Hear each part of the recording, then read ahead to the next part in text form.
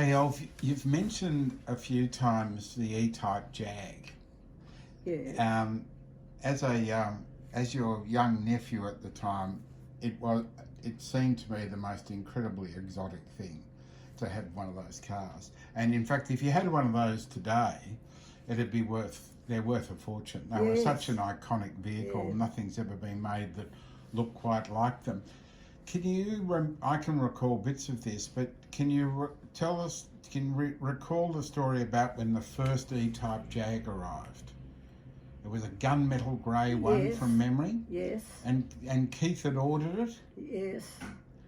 I don't know the first, and I've got a photo of that, and I know where it is, of the gunmetal grey one, which was my favourite.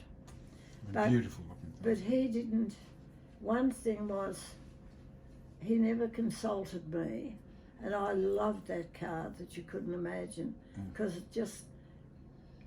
understated its beauty by being grey, whereas our next one we got that was white, didn't ever have the soul to me that the other one did.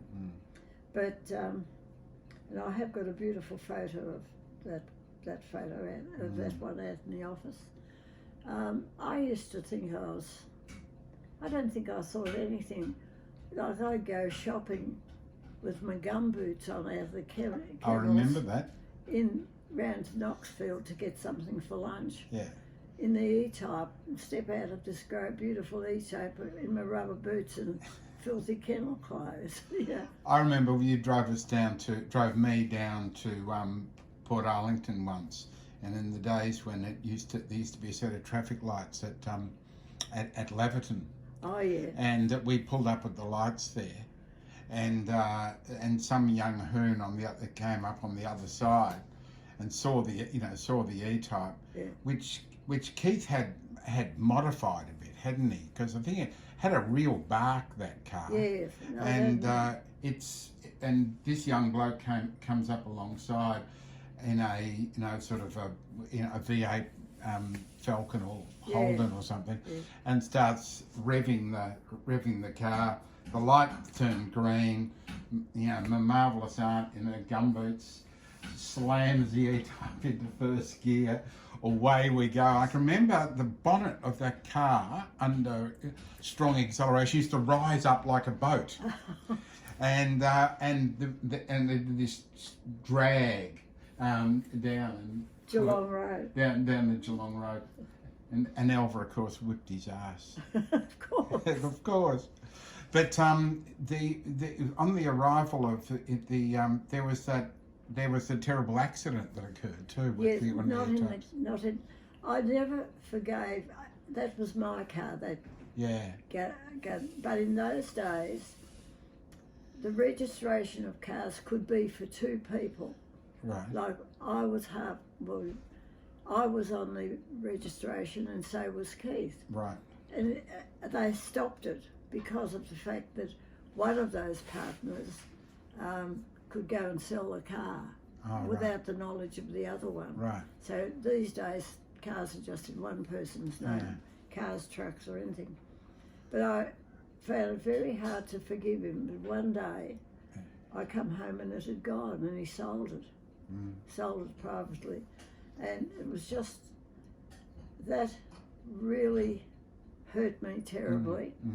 But then he found this cream white one, and unfortunately he went down High Street Road with Popper, your Popper, my father, in the front seat, and Graham wasn't in a seat, he was just loose on the back shelf. Yeah.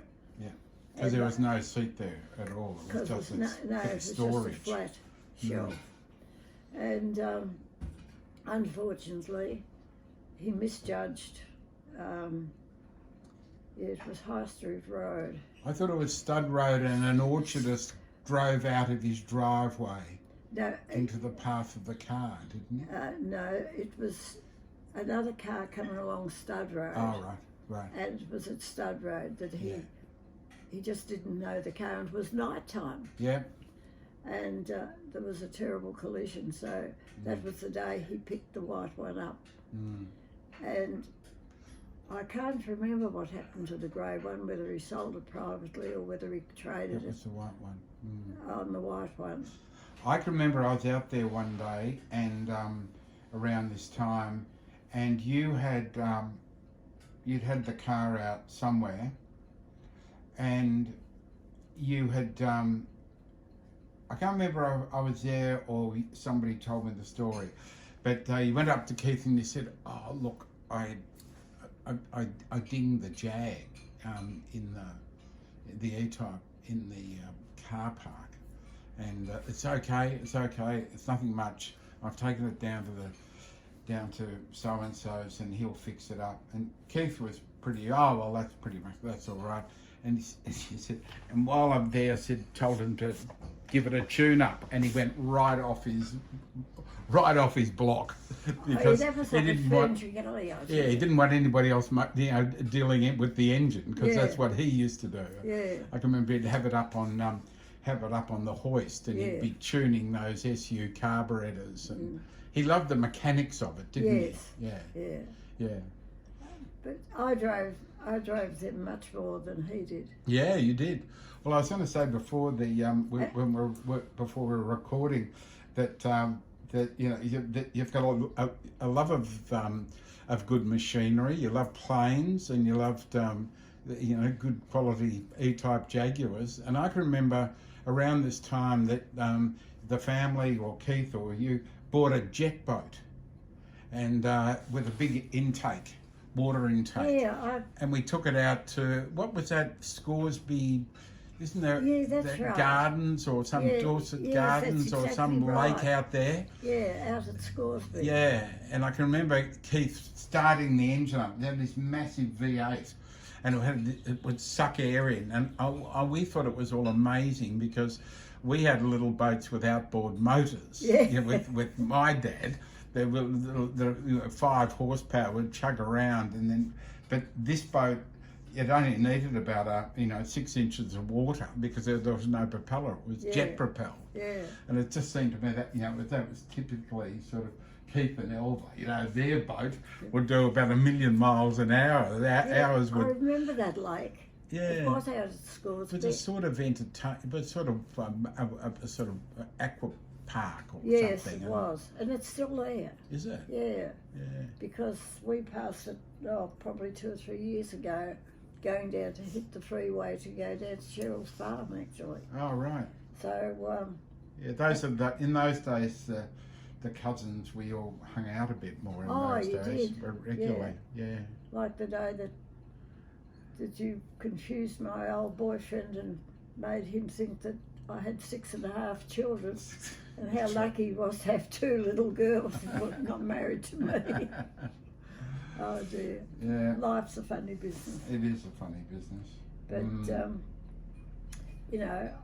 I never ever thought anything I did was any achievement, except for that trip from Archerfield down to over the top of Essendon when I created that world record. And it's quite incredible that has never been bettered.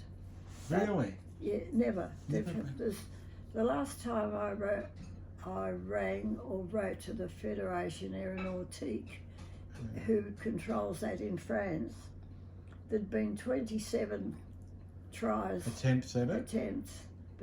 But all I did was wait for 3 days for a very, very strong northerly. And that's the truth. Yeah. And just set that record. Yeah. And yes. The other thing I was going to mention, just as we're heading for lunch shortly, I mentioned it on the phone. I think you are the end of the line for the Zimmers in Australia. Yes. I think because your father, my grandfather, he was the only boy. Only boy. He was the only boy. With 5 sisters. With 5 sisters, and then he had 2 girls. Yes. And so you're the last of the Zimmers from Niederweisel in Germany. And there's a lady here where we live who's very shy, and she's German. And one night at some sort of an event up there, I was sitting next to her, and she's very she doesn't enter into all the buffoonery that goes on at gatherings up there at times. So I went and sat next to her. She was sitting opposite, and I went around and sat next to her. And I said, so where do you come from in Germany? And she told me, and I can't remember actually. And I said, because my father's family all come out as German immigrants. And she said, oh, where did they come from? And I said, from Niederweisel. Oh, Niederweisel. Oh, Niederweisel. And she really, I touched the real spot. It's a beautiful little place, and I went there. I had a work trip to Germany, and I went to Niederweisel, and I'll tell you this: it's about 30 or 40 kilometres outside Frankfurt, and I arrived on this day, which there was nobody around, and it was. And it turned out it was a public holiday. I didn't realise. So I'm wandering the streets, and I wanted to try to get to the churchyard because I had a photocopy of would have been your great grandfather's wedding certificate, which occurred at the church at Niederweisel. And I was walking, and it's a tiny little town that's, very historic looking. I was going to say Tudor-like buildings. It's got all of the main street's got these big, heavy, black timbers and white stucco, and the church is a sort of walled off, and it has these iron gates. And I walked past, and the gates were chained, and I kept wandering down this little street, and a German couple. Big beefy German couple walked past, much older than me, in their 60s in those days, and they sort of smiled, and they kept continuing, and I was walking the other way, and then I heard a rattling sound, and I thought, oh, that's probably the chain coming off the church gate. Oh, yeah. So I turned around and I walked back, and sure enough, the gate was open, and the people weren't there, but the church door was open, and so I walked halfway towards the church, and I looked down into the graveyard in the church, where there are many Zimmers, as it turned out. And as I'm standing there, the couple came out, and they'd been putting the flowers in the church or something like that, and they locked up, and they looked at me a bit surprised, and I said, do you speak English? And they said no, and they looked a bit concerned, and I pulled this piece of paper out of my pocket and pointed to it, which was a photocopy of the wedding thing. And they just stopped and stared at me for a minute, and the woman said, Zimmer. And I said, yes, Zimmer. Yes. At which point she just flung her arms around me and gave me this huge hug. Oh, really? And sort of dragged me down the street until we reached the house of somebody who actually, it was a Lufthansa cabin crew woman who had really good English, and thereon they took me all over the village. Oh, really? And I met a couple of the relatives from way back then. Yeah, how amazing. But you're the final Zimmer. It's a bit sad. Yeah. Because Dad, I was told that the ship was at anchor, and I don't know if this is true, and I can't remember who told me, but that the ship was at anchor in Port Phillip Bay for 3 or 4 days when they migrated. Yeah. And Dad was born at that stage at sea, so he was an Australian because he was in Australian waters. Ah. But I was told, and I can't remember it so long, I have a funny feeling that Alan Mitchell, who was Dad's sister's boy, and died when he was 50, and I loved Alan. I remember Alan Mitchell. Yeah, he was gorgeous.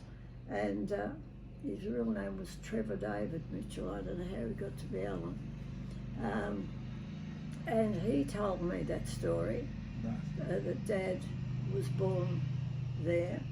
And on the ship at anchor, waiting to be able to get off and come to Australia. And they just settled in South Melbourne, his parents. And the cruel part about it was that they started a vegetable ground. Yep. And my grandfather had a vegetable cart, and he'd go around to people's houses and he'd go to the markets and sell fresh vegetables from the market. The moment that the war was declared, that family, our relations, were ostracised. Completely. Just totally ostracised. I've seen the records of that too, because he was he's still recorded as being having a position with the Park Street Methodist Church. So he was a completely dedicated member of the community. But as you say, and it sent them broke. Yeah, terrible. Yeah. Racism, gosh, I wouldn't be allowed to do that now. No, you wouldn't. And We're a for good reason. multicultural. All right. What year was your dad born on the boat? I would have to look it up. Roughly. So I think when his parents had emigrated with him. Yes. Approximately when was that? It would be about 19. Dad was 68 when he died in 1975, was he? for the very, very early years of 1900s. Yes. Yeah. Before the First World War. Yes. Yes, before the first. It was when the First World War.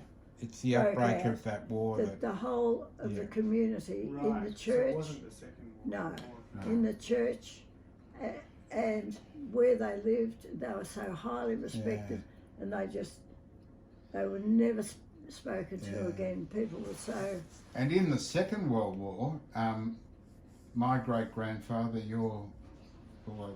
my grandfather, Elvis' father, he was an air raid warden. Oh yes. And they used to have remember the cupboard in that room, and it used to have his tin hat. Yeah.